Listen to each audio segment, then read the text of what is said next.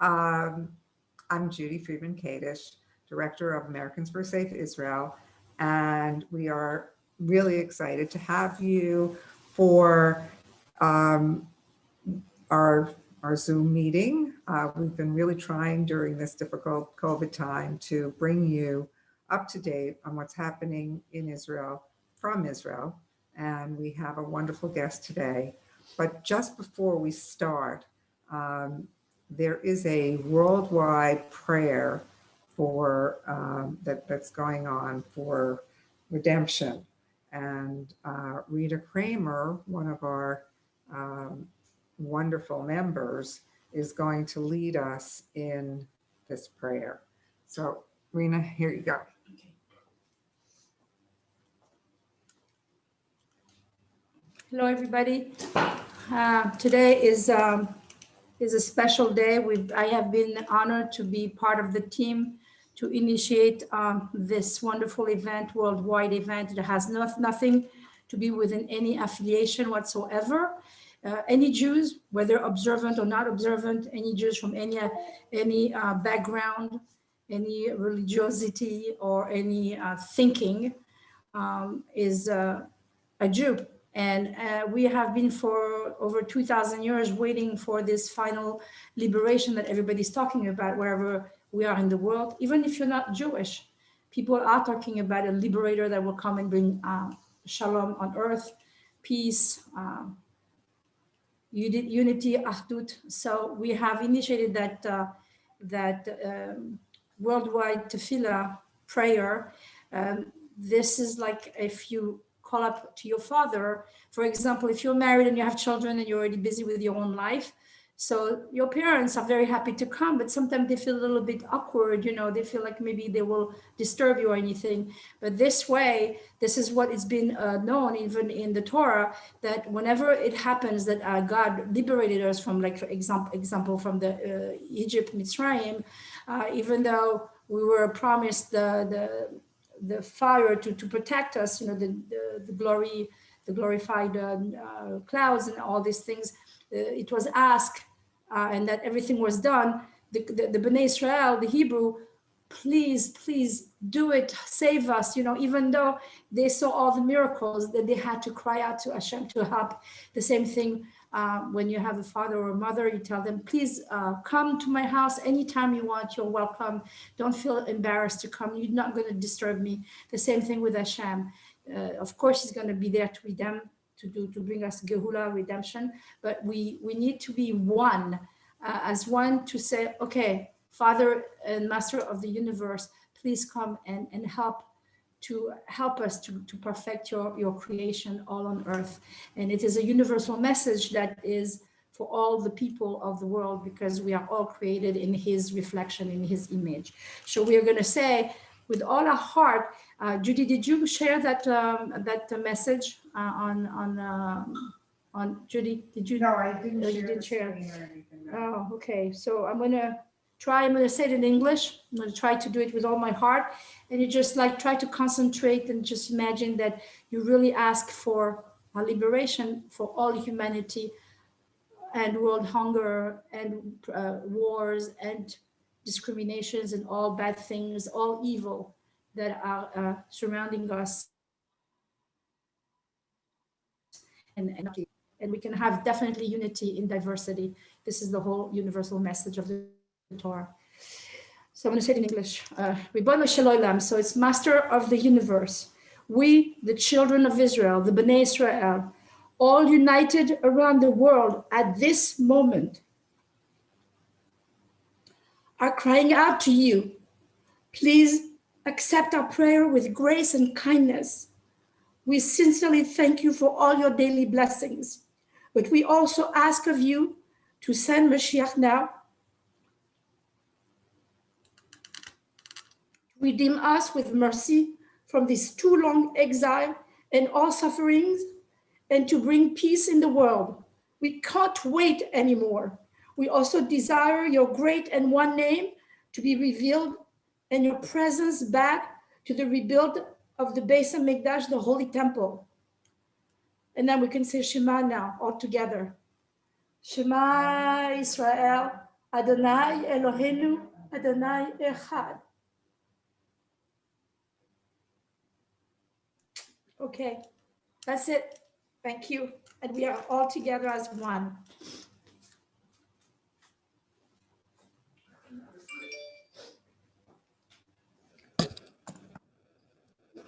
Thanks so much, Rena, for adding a beautiful spiritual beginning to this program. I hope everyone enjoyed it as much as I did. So today, obviously, we welcome you all to this meeting. We're always trying to bring you the latest on the hot topics in Israel, and I think we've earned a pretty good track record during the past crazy year. Today's program brings you truth from Regavim. Founded by Bezalel Smotrich and Yehuda Eliyahu, Regavim's mission is to preserve Israel's national land and resources. It supports the rights of Jewish communities in a whole Israel. It monitors and pursues any unpermitted construction in any part of Israel.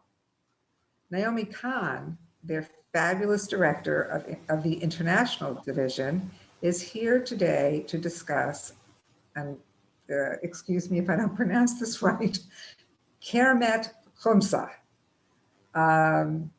which has been very much in the news. After her presentation, we'll have time to answer your questions. There will be no private questions to me. The questions go into the chat box to everybody. Please put them in the chat box, addressed to everyone.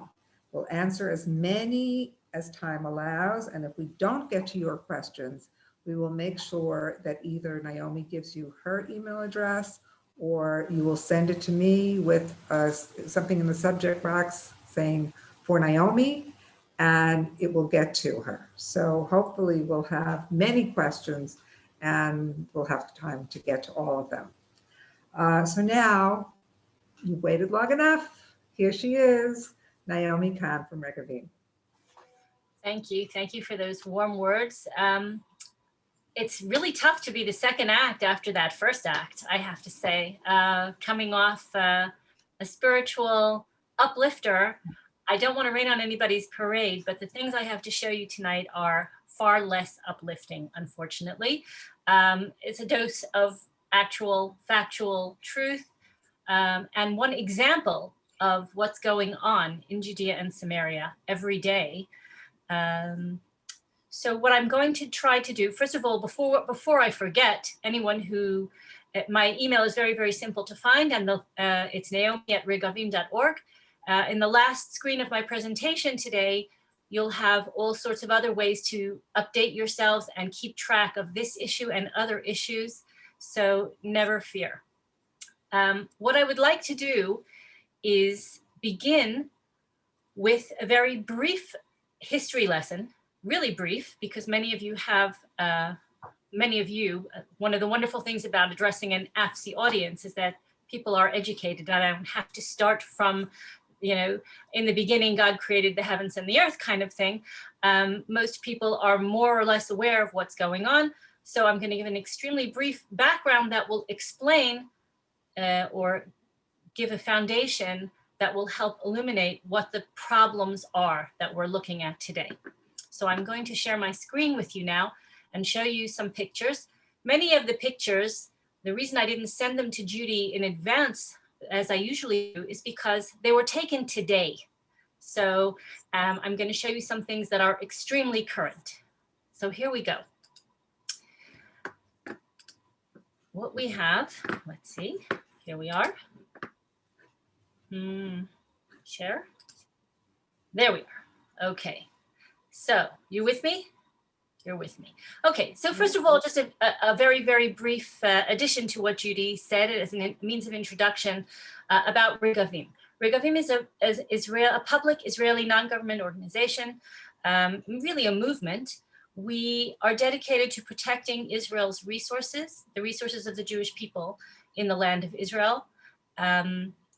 And first and foremost, the most basic of those resources is actually the land itself. So we are first and foremost dedicated to protecting the land that belongs to the state of Israel, to the Jewish people, past, present, and future. So what does that mean? What that means is that we go out into the field every day, we see what's out there, we monitor, we investigate, we research, and then try to take that information, create a bigger picture, see what's actually happening. Judy, I'll just add, if you could add, let the rest of the people in from the waiting room. There are a bunch more that collected there. Oh, I see. Sorry. Yes, Yeah. yes. All right, and we continue. So what we do is we do field work. We start from the ground up. That's really how we do things. And many of the things that you're going to see in the slides that follow are the result of our field work. Once we have a picture of what's happening out in the field, we go through the bureaucratic process all the way up through the legal system and into the legislature in order to create policy or impact law to protect Israel's land resources. Here's how we do it. Some of these pictures are a little bit older, but we actually literally go out in the field every single day. We divide the country up into regions: north, south, center, Judea and Samaria, and we see what's out there. And we take pictures and we use drones, and then we take it back to the office and we map it all out on a global information, geographic information system. We purchase layers from the government, and we see who's building what, who's doing what, who's allowed to do what, and what it all means. So now we're going to look at a couple of maps to give you some perspective of where we're going to be visiting virtually today. So as most of you know, this is the map that resulted from the Six-Day War. The area of Judea and Samaria, listed on this map as the West Bank, and that's a topic for another day, why it's called that, but it has always been, until the illegal Jordanian occupation of this area, it was known throughout history as Judea and Samaria, is here in white. In these areas, the state of Israel chose, in the aftermath of the Six-Day War, not to extend Israeli sovereignty and Israeli law to these areas, and that has created a whole host of problems, which is also a talk for another day, but this is the area that we're going to discuss today.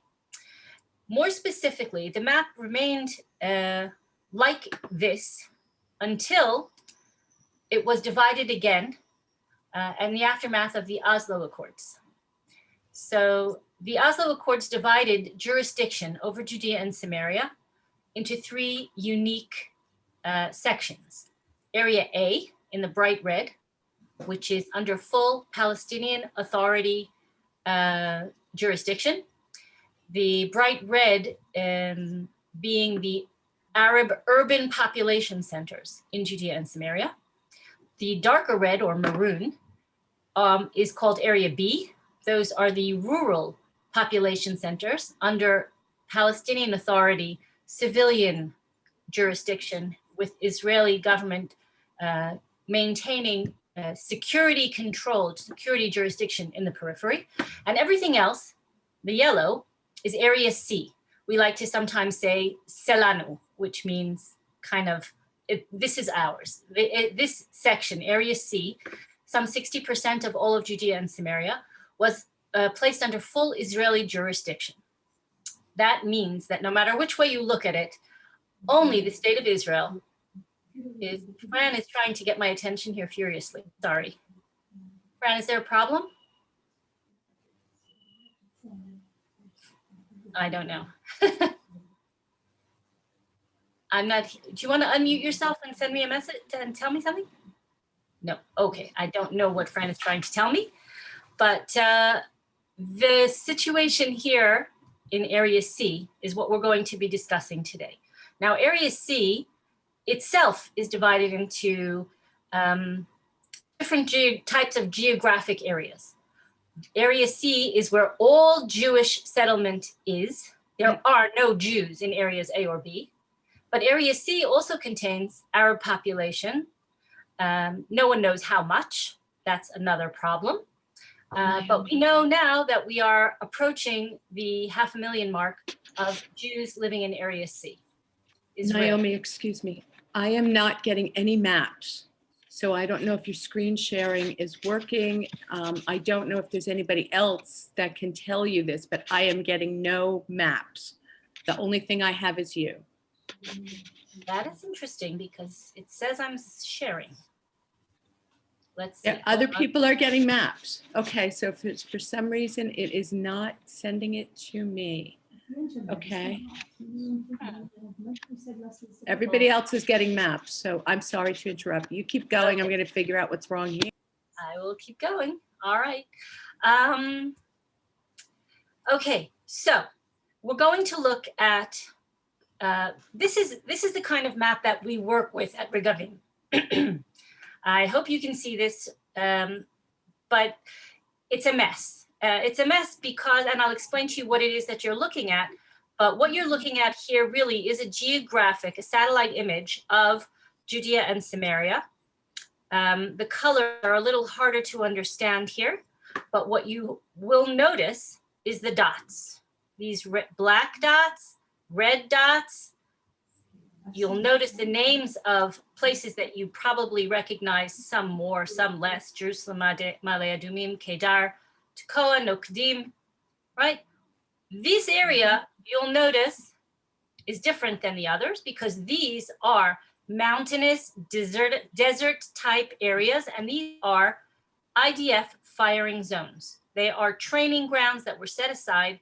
Some of them are partially nature reserves. Some of them are only firing zones. And these are areas that are under full Israeli jurisdiction. They're used for military use. And that's what we're going to look at today.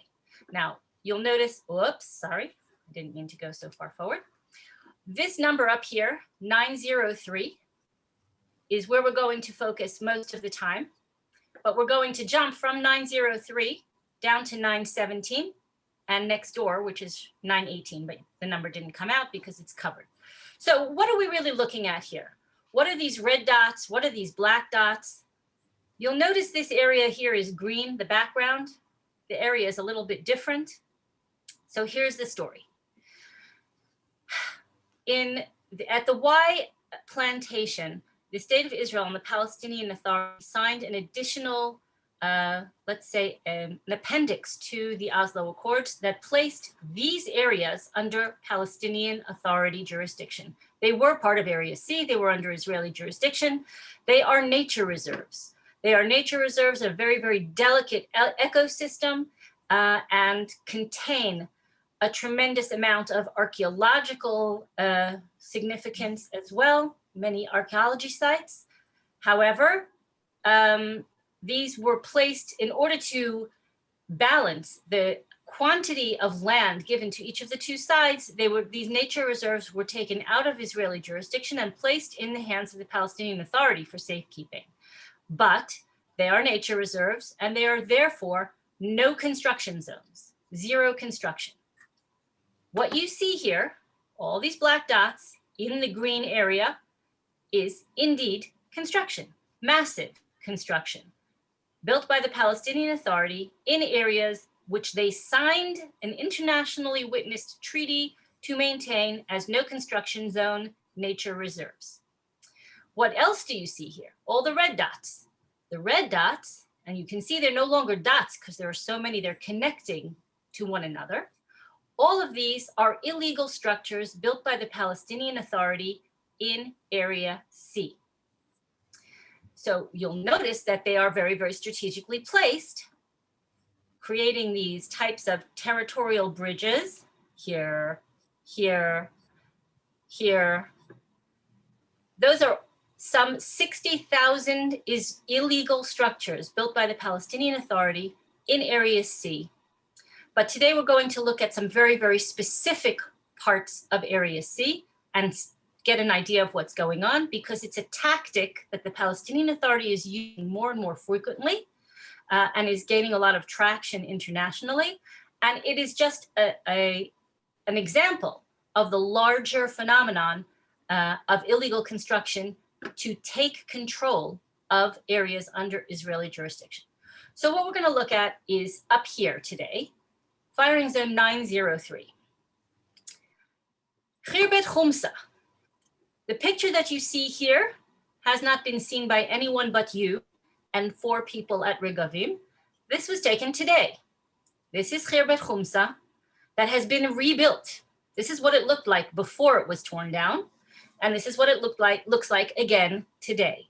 So Khirbet Humsa is located in an IDF firing zone, 903, and these tents have started appearing in around 2012. And they were built and in an IDF, a live IDF training zone. So every time the IDF was coming to do a training exercise, they would go to the Bedouin who were camped there and they would say, you have to clear out so you don't get hurt, you have to move. So the Bedouin would do so. And this has been going on for a while. The Bedouin who were living there eventually were given legal representation and assistance by the Palestinian Authority, took their case to the Supreme Court without even claiming that they own the land. They demanded to be allowed to stay there and settle there. And the Supreme Court on 4 different occasions said, you've got to be kidding. This land doesn't belong to you. It is state land. It is registered to the state of Israel. It is in a live IDF training ground, and you cannot live there. So clear off. So each time they cleared off, and then they came back. And the Palestinian Authority has built up an entire cadre of international support. And this has become a cause célèbre for the Palestinian Authority, but it's getting worse and worse. So this is what happens. This is not what happens. This is what happens, okay? This is Khirbet Humsa. I have to just see what I'm showing you here. Yeah. So this is the exact area where that we just saw now. The different colors that you see on your screen are area C. This is the firing zone. Everything in this blue shade is a registered IDF firing zone. The firing zone was established in 1972. So 2019, as you can see, there's not a lot happening there. There are a couple of tents down here. Oops, in that area. Sorry, I'll go back. A couple of tents down in this area. Not what you would call a village, right? But let's look at what we do next. We go back a little further, 2017, because perhaps what the Palestinian claims are that the state of Israel chased them off their land, maybe there's some truth to that. So we went backward in history. We purchased GIS layers from the government database to see what aerial photos and what satellite images there are of this area, to see if at any point there was a village here. And as you can see, in 2017, there was not. We went back a little further, 2013. I see nothing there. How about 2008? I don't see anything. No one's home. 1999, not looking good either.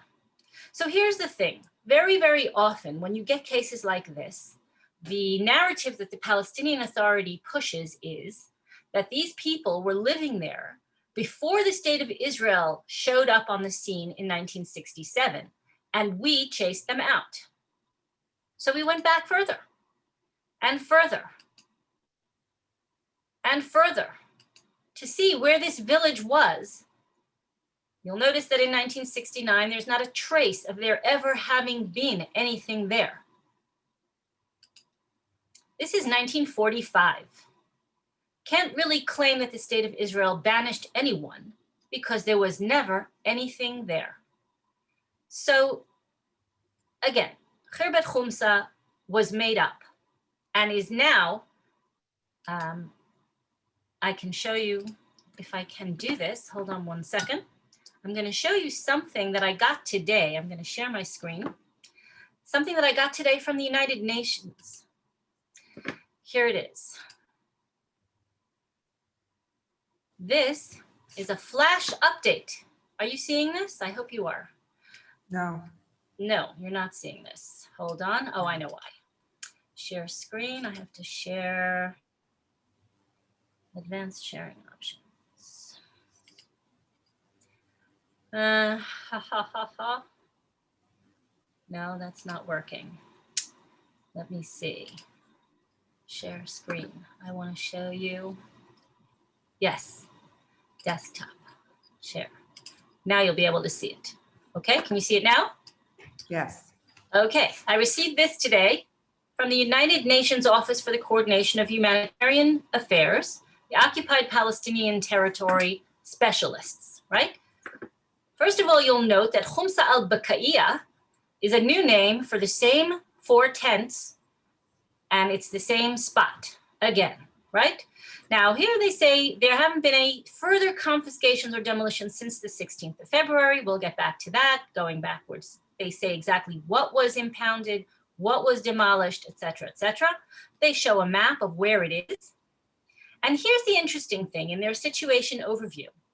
The Palestinian Bedouin community of Humsa al-Bakaiya is located in Area C in the northern Jordan Valley, mostly in an area designated as a firing zone for Israeli military training where Palestinian residency or access is prohibited, right?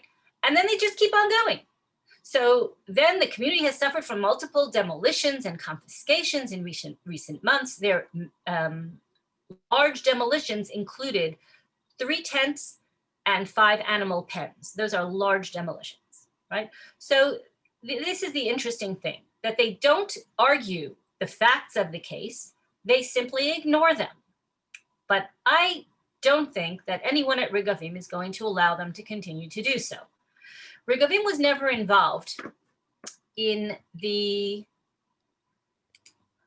sorry, I'm gonna go back to my presentation again, PowerPoint here. Regavim was never involved in the case of Khirbet Humsa before, for the very simple reason that we prosecute when there are illegal structures that appear permanent. And there was never anything here, so we never went after this.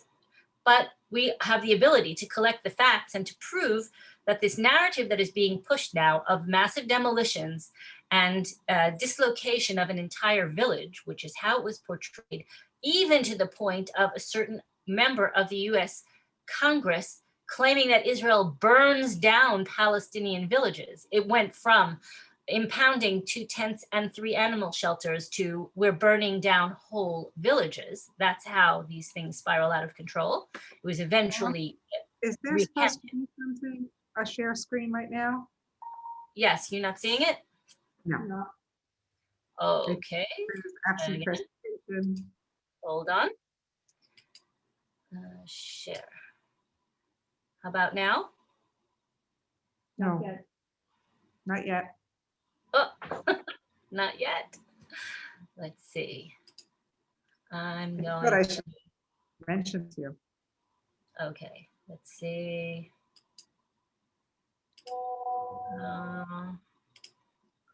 Do you want me to How have? about that? There we go. Okay, good.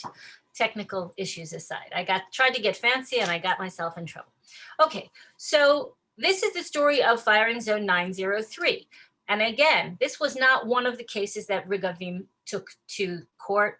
We never complained to the civil administration about this, but it's the exact same thing that has happened in other places where we have been active. And I'll show you what happens when the IDF fails to clear out squatters from an IDF training zone. This is what happened in 2 areas called 917, which I showed you on the map, and it's right next door, 918. So what you see here are pictures that we've taken in IDF firing zones. Now you'll notice how different this looks from what we saw before, because now within IDF training zone 917, there are paved roads, there are electrical lines, there are permanent structures, there are buildings that are being paid for by British aid, European Union, that one is Abu Dhabi up there, right? We've got Belgium, we've got Sweden, we've got Ireland, we've got, France, everybody's in on the game. all of this in Chasham Adaraj. Chasham Adaraj is inside firing zone 917, right? And I'm going to make the screen bigger just to give you a better look at one of those screens. This is just one example of the signs that are going up. And you'll notice the fences and the electricity. And this is the types of buildings that are being built in IDF firing zone 917. Notice the signs. Notice this is a school. We have now, I'll show you in a moment, some new schools. There are already in the IDF firing zone 5 or 6 schools. We're not even sure yet. Paved roads, electrical lines, the electricity is brought in from Yatta, which is in Area B. And so it goes. What you have right now, these are some of the signs that I was down in the firing zone last week. I took this picture on the side of a new school. And these are all of the countries that are funding illegal construction inside the firing zone 917 on Israeli state land in an area placed under full Israeli jurisdiction by international treaty and international law. So it starts out like this. These are some of you, any of you who were on the trip with AFSI about 1.5 years ago when we went through, this is Ma'ale Adumim. We drove through this area. I will just let this run a minute and you can see this is a drone capture of how these illegal outposts take shape. You'll notice all of these very similar looking rectangular buildings. These are all provided by the European Union, all prefab. They all have these EU symbols on the side, and there are many hundreds of them in the Ma'ale Adumim area, generally along the route that leads to Jerusalem. And they're there to create facts on the ground. And they begin looking like very innocuous little tents. Oops, sorry. But they end up looking like something much closer to the city that has grown in firing zone 917. So I'm going to try to skip ahead and I'll come back to this. I just, oh, it seems to have skipped over the, I don't have it. Okay, 917. Well, you'll have to take my word for it. We have drone images of the entire firing zone, and there are literally hundreds, many hundreds of large, permanent, palatial structures, stone, mortar, metal, brick, not tents, not animal pens. There's a whole city in the IDF firing zone, but it all started out exactly the same way as Khirbet Humsa in 03.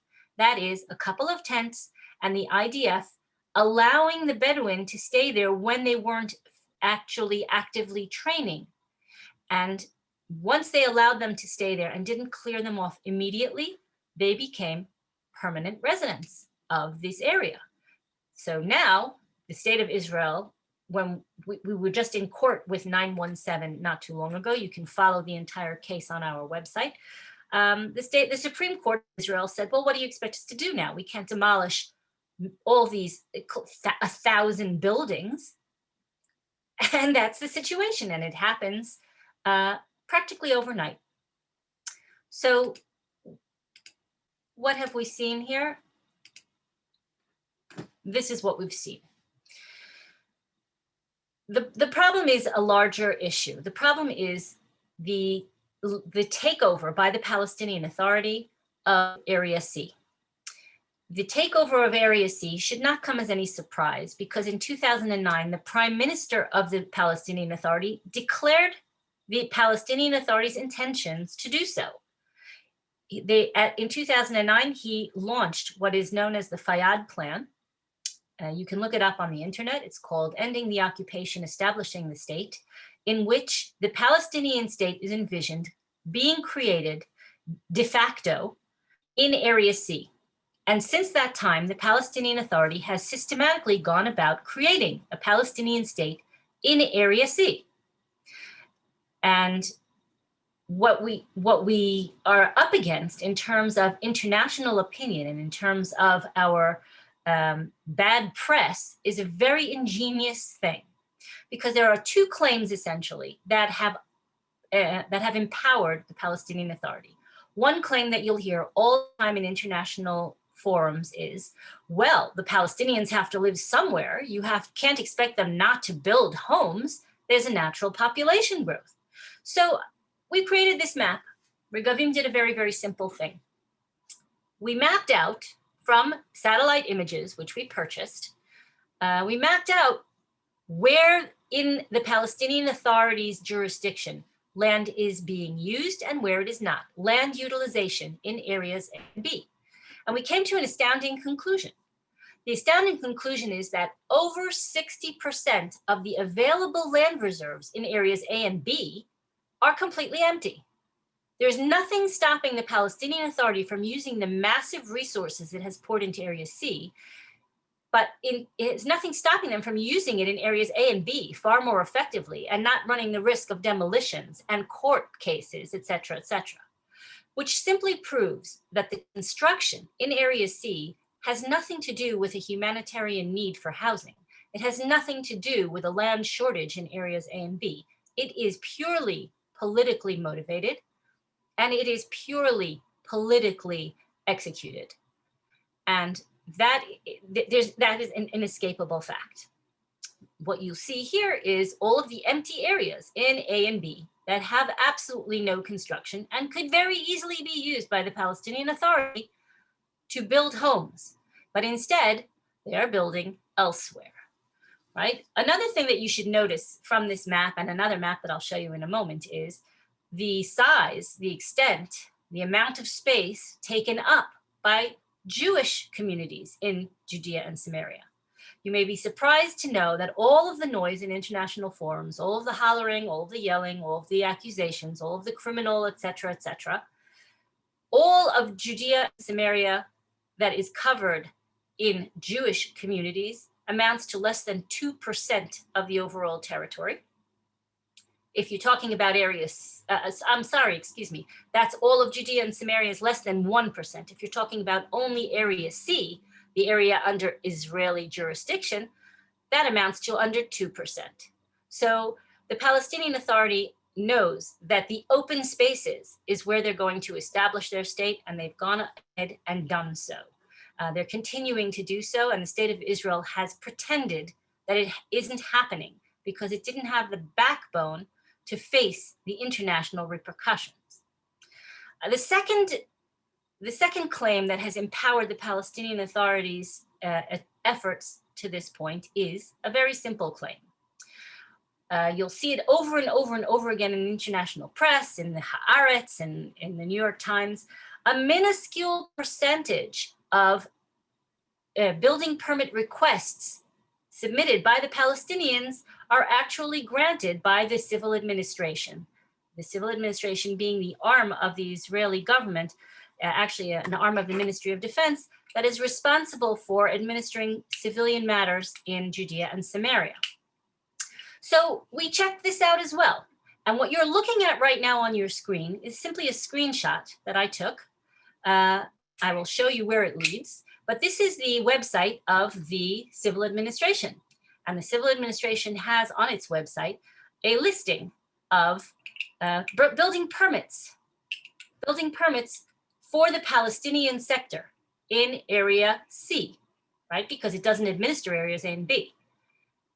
The last time this website was updated, the number of permit requests that were granted, you see that number? Almost 17,500 permits. Now let's look at the website itself. I've embedded a link here. Let's have a look together. Hold on. I want to see if I can share this with you. I don't know if you're seeing this. Oop. No, it's not doing it. It hasn't changed. Hasn't changed. Are you seeing that? No, it's paused. Let me see. Well, I can't do it.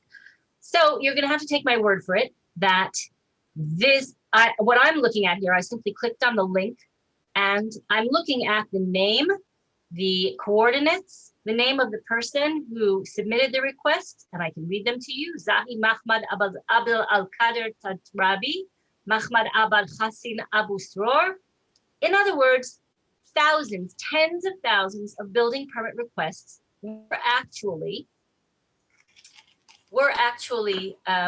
granted last year, or the last time this database was updated. Anyone who's interested, I can send you the link. I can put it in the chat afterwards. It's a very, very simple thing. So why is it that the percentage is so small?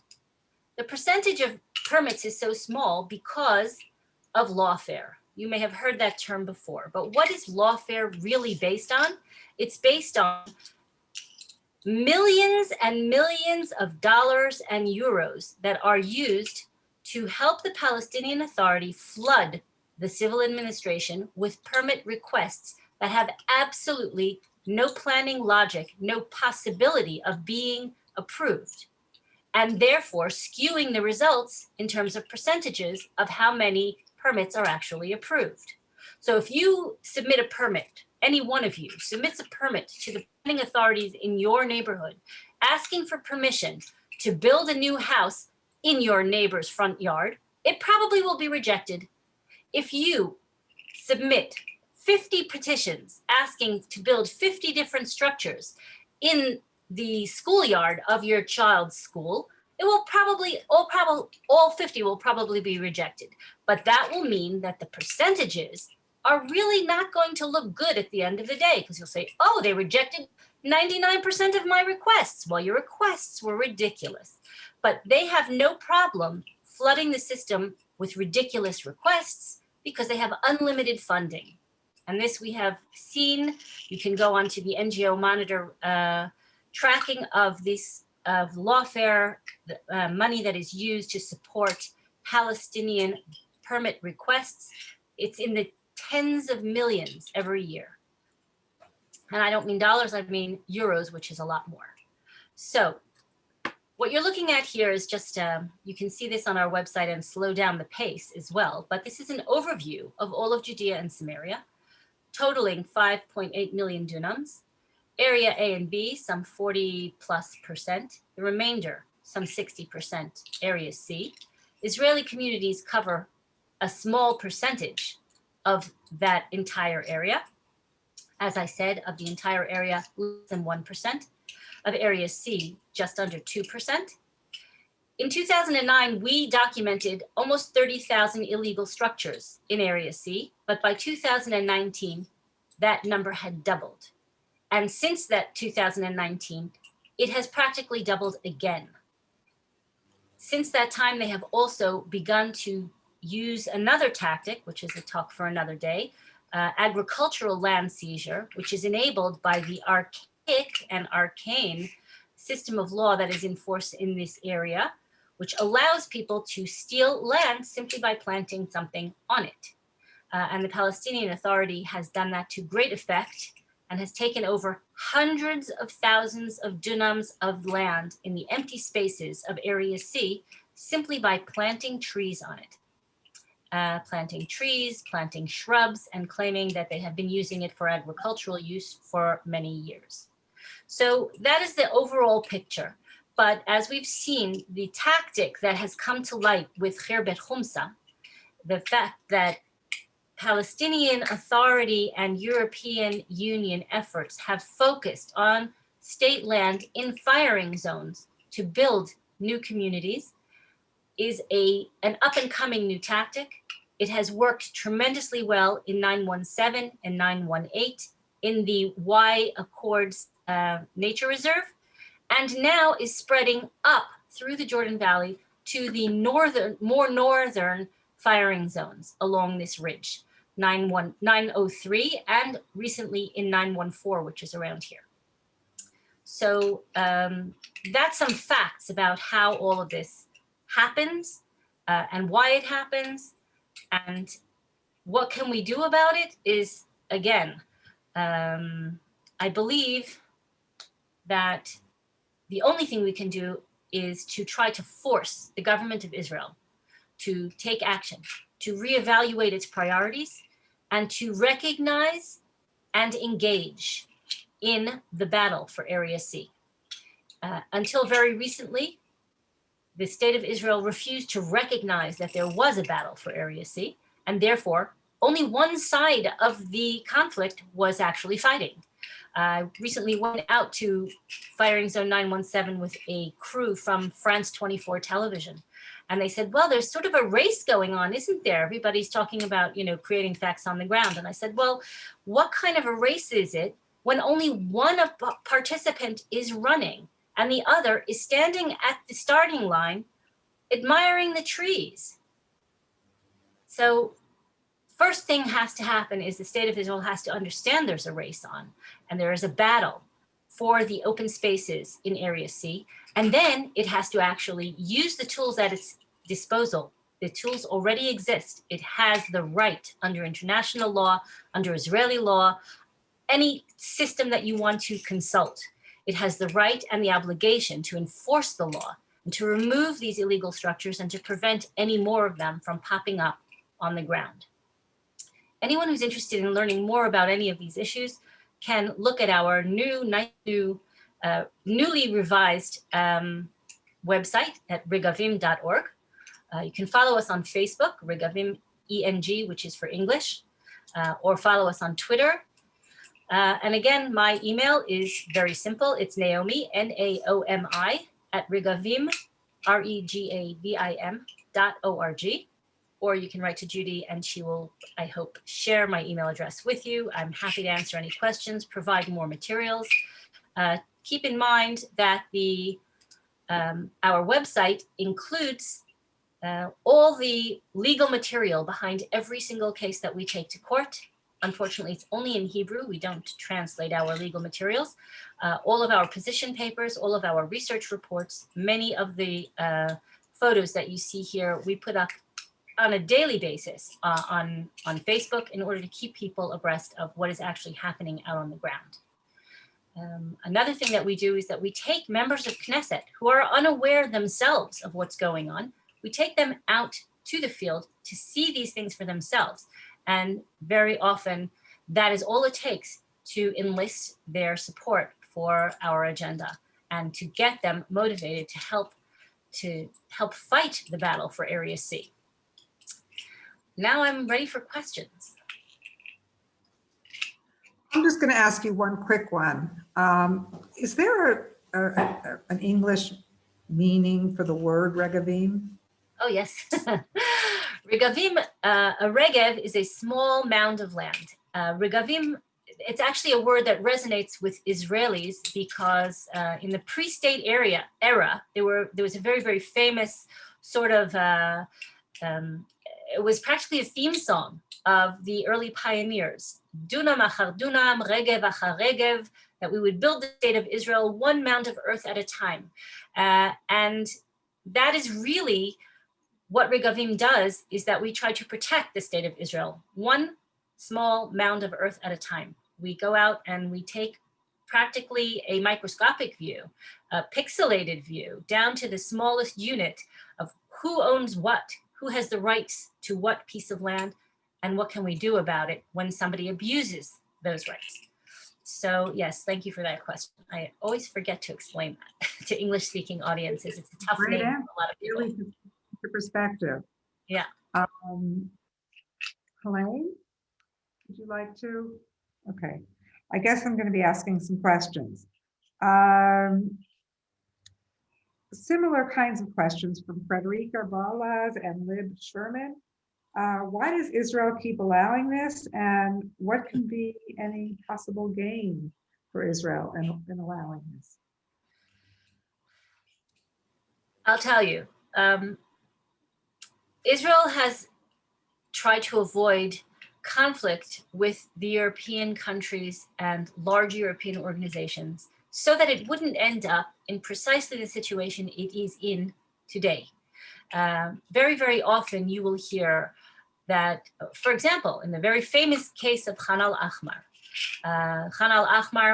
which we took this case to court over a decade ago. It's actually we're celebrating a bar mitzvah for this case now. It's a Bedouin outpost on Route 1 in the Adumim region in E1.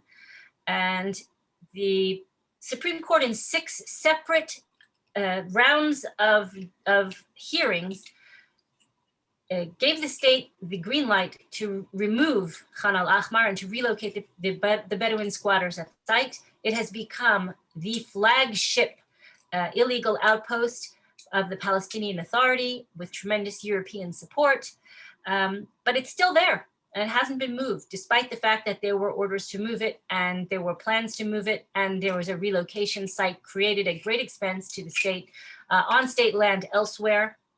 Why is it still there? Because the Chancellor of Germany, Angela Merkel, actually said to Netanyahu, if you touch Khan al-Ahmar, I will never come back to Israel. This will be a major international incident, and we will support the attempt to bring Israel up on war crimes charges before the International Criminal Court. So Khan al-Ahmar was left untouched.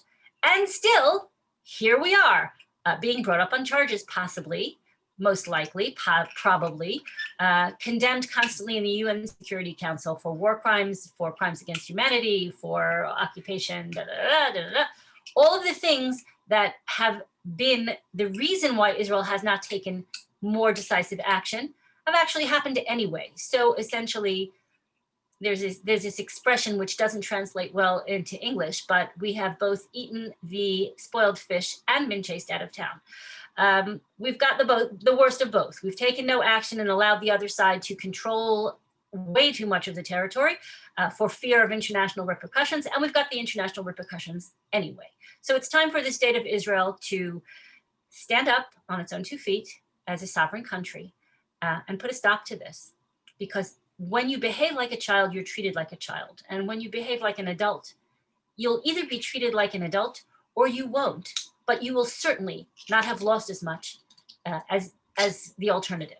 So that is what Regavim tries to do. We try to empower, we try to inform, first of all, we try to empower, and we try to help the state of Israel meet its obligations with the tools already at its disposal. In addition, as some of the people whose faces I see on this nice gallery screen here can attest, we try to get involved in also examining those legal paradigms that exist, seeing where there are holes in the law or in the policy, and trying to suggest, to work with the legislators and with jurists to try to create a better system so that this doesn't happen again. But again, there's a lot of work to be done. So we both work within the parameters of the existing paradigm and try to change that paradigm. Both of those being, again, conversations for another day. Other questions? There are a lot of questions. There's a lot. There are a lot of questions. There's also a lot of commentary here about the fact that the Palestinians don't honor the treaties. So I actually had asked, which sort of covers a whole bunch of these questions, is it specifically says on the sides, Area C. So short of anti-Semitism, like let's find another reason perhaps, or is that the only reason? Why does the international community continue to ignore violations of the Y agreements, the Y River agreements? And why has Israel not demanded of all of these other signatories that they support the agreement itself? Is there no remedy for violating that agreement? It's a very good question. There are several parts to the answer. One part I can tell you is that the absurdity is far worse than simply allowing the signatories to make believe that the accords have not been violated. They actually actively violate those accords themselves, actively. For example, I took a trip out to Shomron, also known as Sebastia, which was the capital of the Israelite kingdom thousands of years ago, a massively important archaeological site. UNESCO itself, the United Nations organization entrusted with protecting and preserving World Heritage sites and archaeology, paved over the entire water system of the ancient castle and fortress at Sebastia to create a visitors center. UNESCO, right? It's not just that they're making believe that there are no violations of the agreement. They are actually actively violating those agreements themselves. Let's take it a step further back. As I mentioned, in 2009, the Prime Minister of the Palestinian Authority launched the Fayyad Plan. The very basis of the Fayyad Plan stated, and this is practically a verbatim quote, the path of a negotiated resolution according to the Oslo framework is dead. We have abandoned it because it has not brought us and will not bring us to the state we desire. Therefore, we will create the de facto state. Now, that's a very clear statement, and they've been going about implementing the Fayyad Plan for over a decade. But we and the signatories to the Oslo process and the Oslo agreements and the Wye River agreements are making believe that they didn't say that. Oh, maybe they said it, but they didn't mean it. This is another one of those discriminatory things where people like to say, you know, the Palestinian Authority, they treat the Palestinian Authority as if it is stupid and incapable and somehow doesn't really mean the things that it says in international forums or to its own people. Let me tell you something. They mean it. They're not stupid. They're systematic. And we are making believe, by patronizing and making believe that they cannot be held accountable for their actions, we are actually encouraging them to treat us like children. And we're allowing ourselves to be infantilized by bringing that sort of attitude towards the violation of international treaties. So I'm not for it. You may have figured out that I'm not in favor. The state of Israel has to put an end to this and has to stop being afraid of calling out the signatories to the Oslo Accords for violating them with their own hands, for undermining the entire framework, for holding only one side to the terms of that agreement, and that is, as you can guess, us. The state of Israel continues to make believe those agreements are still in effect. They are not. They have not been since the first day that was proven, what we call in Israel, tachlis, really, with facts on the ground, with actual actions, particularly since 2009, and with increasing fervorance ever since. So it's time to stop it. How does Regavim answer the common complaint from the left-wing NGOs, both here and in Israel, that Israel doesn't respect the cultural and traditional nomadic lifestyle of the Bedouins? Oh, please. Oh. It's a nice question. Let's put it this way. I'll give you a few examples. For example, first of all, you have to understand that if the Bedouin were actually a nomadic population, we wouldn't have any problem, would we? Because they wouldn't be building permanent settlements. They would be moving. So it's clear that they're not nomadic. But this is a process. Pardon me? They don't look very permanent. Unfortunately, the video that I wanted to show you of what's happened in 917 will explain what the situation is. They don't look permanent. They look permanent. They are. There are thousands of palatial homes. Look at the Negev, for example, the Bedouin in the Negev, right? Thousands and thousands and thousands. There. Let's take a step back. For over 100 years now, throughout the Middle East, there has been what the scholarly community calls a process of urbanization. There are no longer really any truly nomadic populations left in the Middle East. Look for these Bedouin anywhere and you will see the same situation for many, many reasons. This is not something that Israel has had any part of. This is something that has been a natural historical process for over 100 years throughout the Middle East. And it continues to this day. And look at any of the other Middle Eastern countries that you like, and most of them, Jordan, Saudi Arabia, look at the Emirates, look wherever you like, and you'll see people who were once nomadic are no longer nomadic, and that's their choice. On the other hand, the state of Israel, when it tries to create solutions for these populations, creates solutions that respect their cultural and historic lifestyle. That means that when the state of Israel creates a relocation location for the Bedouin squatters of Khan al-Ahmar, it gives them plots to build multi-family residences because they are polygamous. The fact that polygamy is illegal in the state of Israel is again a talk for another day, but the state of Israel respects those cultural facts. And the people who are living in Khan al-Ahmar, again, are not Israeli citizens, and the state of Israel has set aside an alternative location for their relocation, giving them residential plots that can accommodate a polygamous family, as well as herding lifestyle, meaning they give them grazing land connected with each residential plot.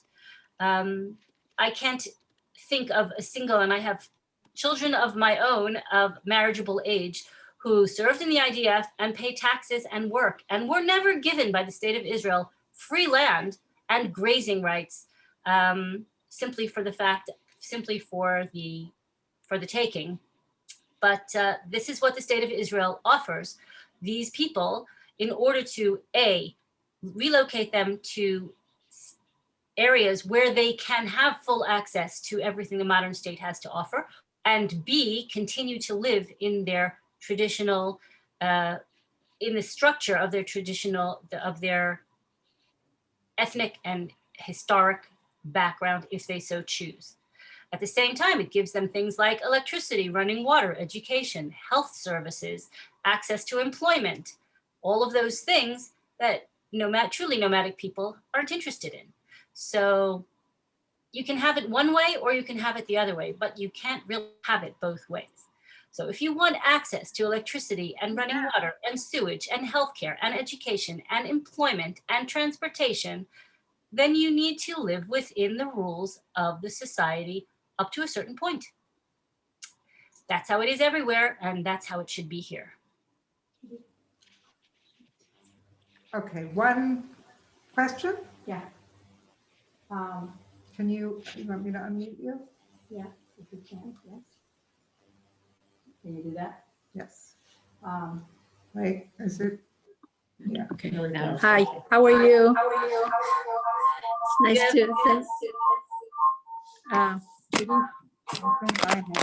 Judy, mute yourself, and then she can. Can you? Come here, Vanessa. Okay, I'm gonna come here. Turn your sound off. Yes, ma'am. Two angles table. You got to turn the other one off. It's off? Yeah. Hi, how are you? You cut off? You shut me off. Judy, turn off, mute her. Yes, she did. Okay. Now I have to mute me. Yeah, shut me off, Judy. Shut me off completely. Okay. You're off, I think. Off? Yes. Am I off? No. Okay, let me get myself. 2 seconds, okay, I'm sorry about that. Another question in the meantime? There's a bunch of questions that point to. Oh, okay, go ahead, go ahead. Go ahead. I'm sorry, thank you. I'm just gonna, I'm pretty simple, you know, I'm like, I'm a tachlis kind of a girl. And I just don't understand that for so many years, we've been hearing the same thing over and over again. And that in the meantime is building and building and building over and over again. So it seems to me this is like a ticking bomb to be able to gonna blow up. I'm not understanding if me, who's like a nobody, understand the danger of all this. How are anybody, whether you're from the left or from the right, not understanding that this is a ticking bomb to explode. And what is the behind of the whole thing? What's going to be?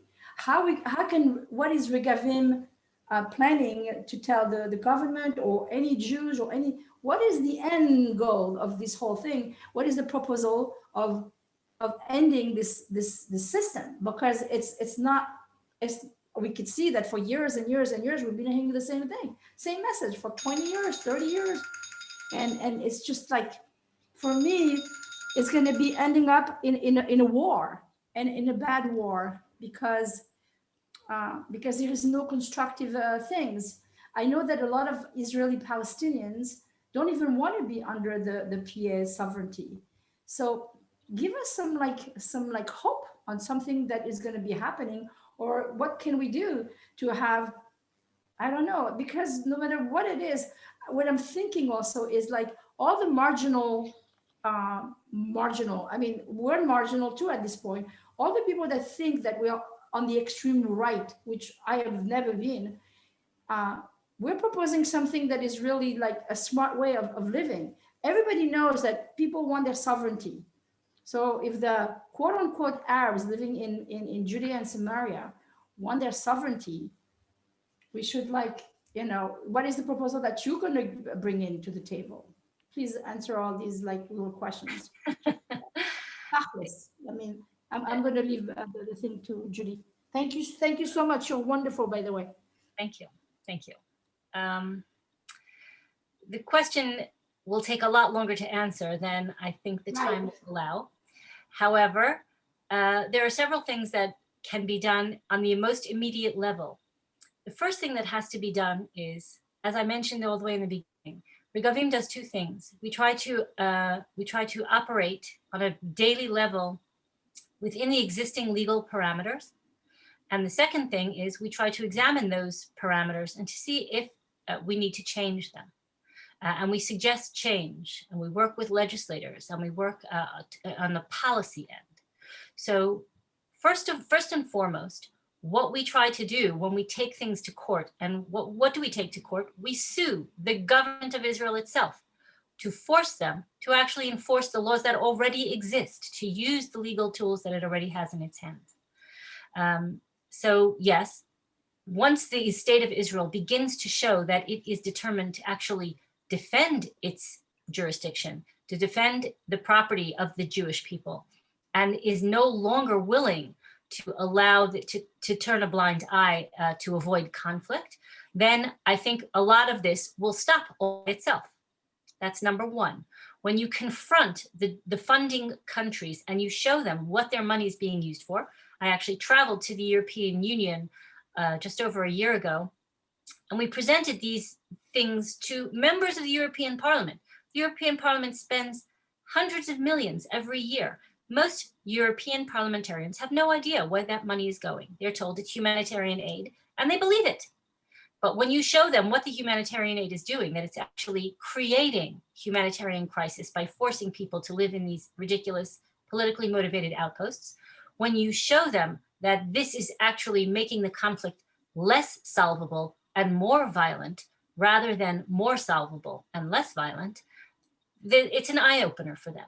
So yes, the government of Israel should be doing that, should be stating its case loudly and clearly, and we try to force the government of Israel to do that.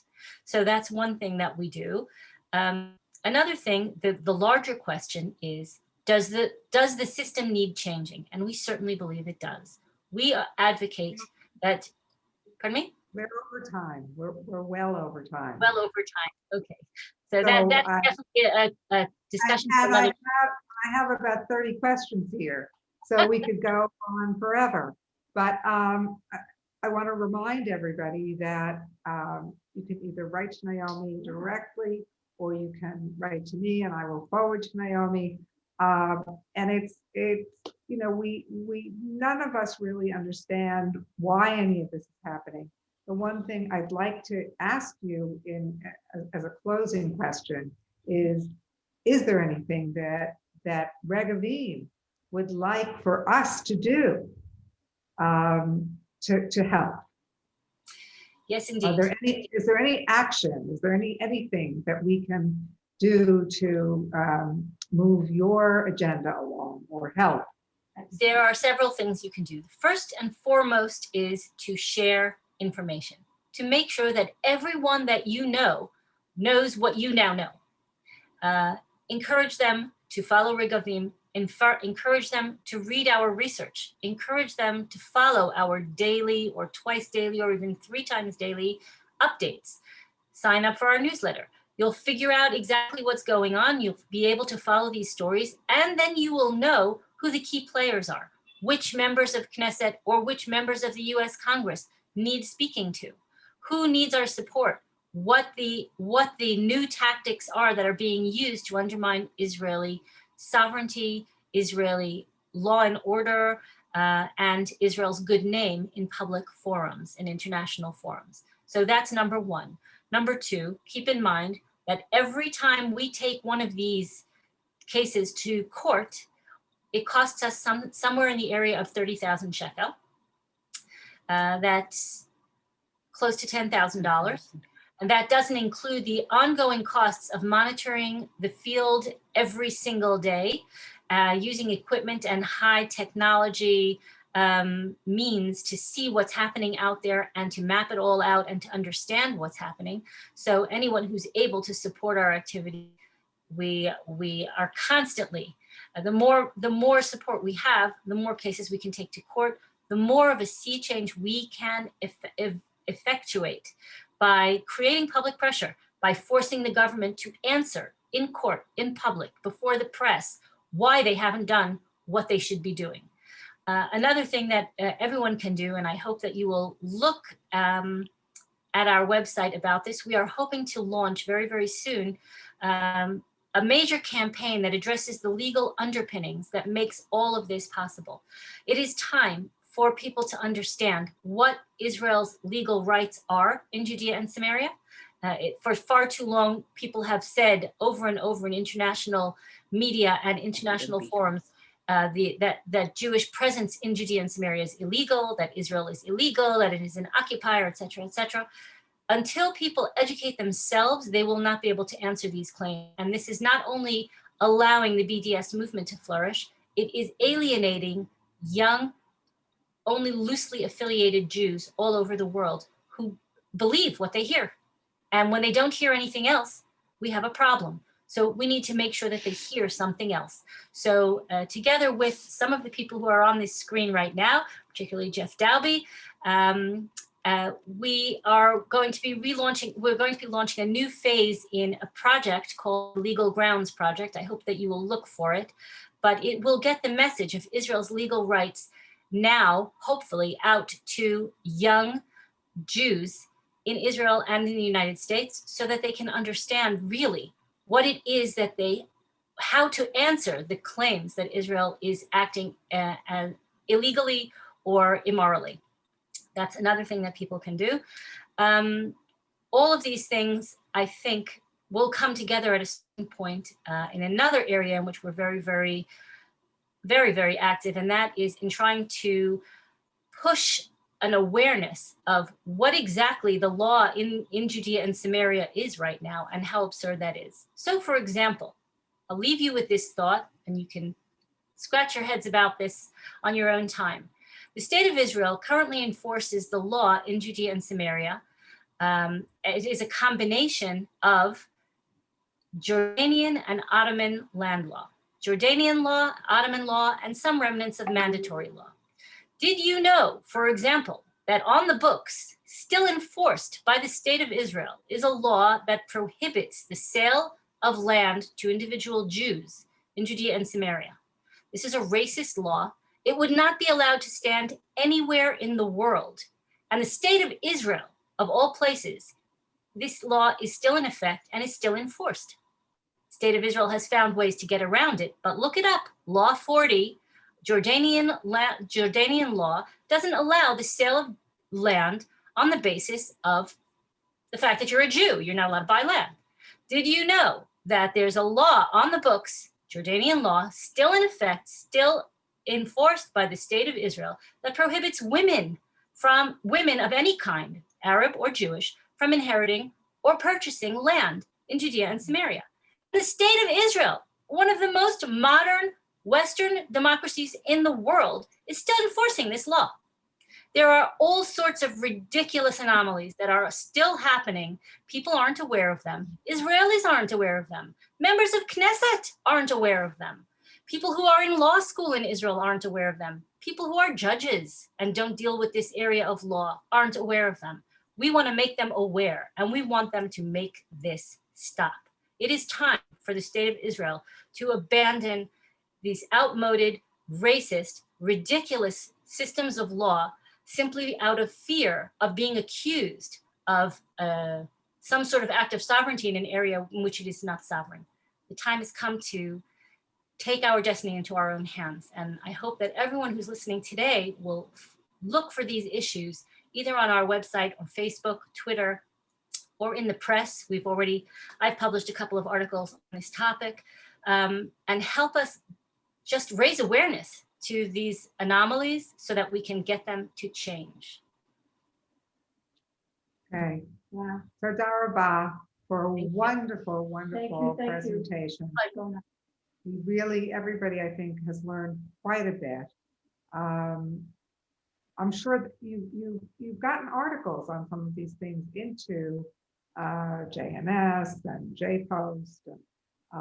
So I'm hoping that a more extensive article should be appearing in the very near future in the Gatestone Institute, a lengthier article about these issues, the anomalies in law in Judea and Samaria. So you can look for that, anybody who follows Gatestone. I hope that that will be available soon. Okay, wonderful. Yeah.